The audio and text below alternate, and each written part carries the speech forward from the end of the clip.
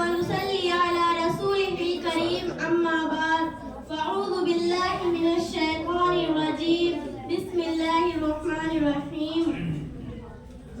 معزز سامعین کرام، میں نے آپ حضرات کے سامنے قرآن مقدس کی ایک آیت پڑھی ہے جس میں رب کائنات نے ارشاد فرمایا، اے ایمان والو، شیطان کے نقش قدم پر مت چلو۔ جو شخص شیطان کے نقش قدم پر چلے گا تو شیطان اس کو بے خیالی اور برائی کا حکم دے گا۔ ملت اسلامیہ کے نوجوانوں، آج کی اس محفل میں اور آج کی اس مبارک اجلاس میں میری تقریر کا موضوع یعنی آج کا بگڑا ہوا معاشرہ اور ہماری ذمہ داریاں ہیں کہ بارگاہ عزت میں دعا کیجیے کہ خالی کائنات مجھے صحیح بات کہنے اور پوری امت مسلمان کو اس پر عمل کرنے کی توفیق عطا فرمائے۔ محترم حضرات، آج کے اس نازک دور میں ہمارا معاشرہ اور سماج کن خرابیوں سے دوچار ہے، ان کے اسباب و وجوہات کیا ہے، ان سے مقابلہ اور دماغ تدابیر ہے کوئی اس مختصر سے وقت میں بیان کرنا اور تفصیلی روشنی ڈالنا دشوار ہی نہیں بلکہ ناممکن سا معلوم ہوتا ہے۔ سر دست حاضر کے بعد بعض شدید فتنوں کا اضافہ اور بعض شدید فتنوں کا اضمارن کر دینا مناسب سمجھتی ہوں۔ ماں بہنوں اور بھائیوں، وہ اسباب کے جنہوں نے معاشرے کی بنیاد کو ہلا کر رکھ دیا ہے اور امت مسلمان کے دامن عفت کو تار تار کر دیا ہے، ان میں شفیع عمل کرنا اور کرانا، غیر شرعی کاموں کے لیے منت ماننا، ماں باپ کی نافرمانیاں کرنا، مردوں کو ٹخنوں سے نیچے پاجامہ پہننا، غیر محرم مردوں اور عورتوں کو بے محابہ ملنا جلنا، لغو و تفریحات میں وقت ضائع کرنا، ریڈیو ٹیلی ویژن پر فواہشات میں حیاسوس مضامین کا نشر ہونا، ان کا دیکھنا اور سننا، سنیما دیکھنا، جوا کھیلنا، لڑکیوں کو بے پردہ رہنا، گلا بازو اور پیٹ کا کھلا رہنا، باریک لباس پہننا، شوہر کی امانت میں خیانت کرنا، دفاتر میں نامحرموں کے ساتھ کام کرنا، جوان لڑکوں اور لڑکیوں کے کالج میں مخلوق تعلیم حاصل کرنا، رشوت لینا اور دینا، سود لینا اور دینا، غیبت کرنا اور سننا، تصویر کا رکھنا اور دیواروں پر لگانا، سوکیا کتا پالنا، تقاریب شادی میں روپیہ پیسہ نمائش کے لیے خرچ کرنا، الغرض بہت سی خرابیاں ہیں جو ہمارے معاشرے اور سماج میں جاری و ساری ہے۔ محترم حضرات،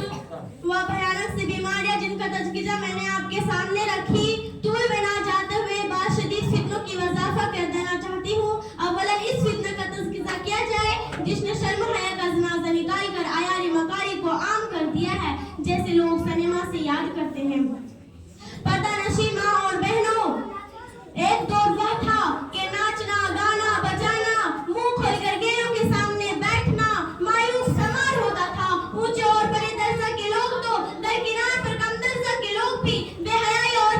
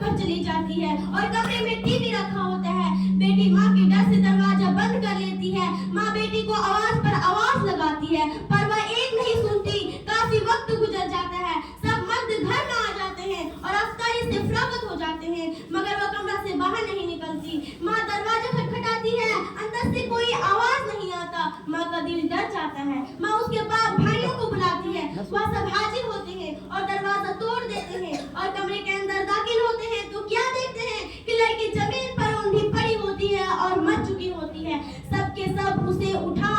कर थक जाते हैं मगर वह कमरा से बाहर नहीं निकलती। माँ का दिल डर जाता है। अचानक किसी के जहन में एक बात आता है कि वो टीवी को उठाता है तो लड़की भी उठ जाती है। बस फिर यह होता है कि टीवी को उठा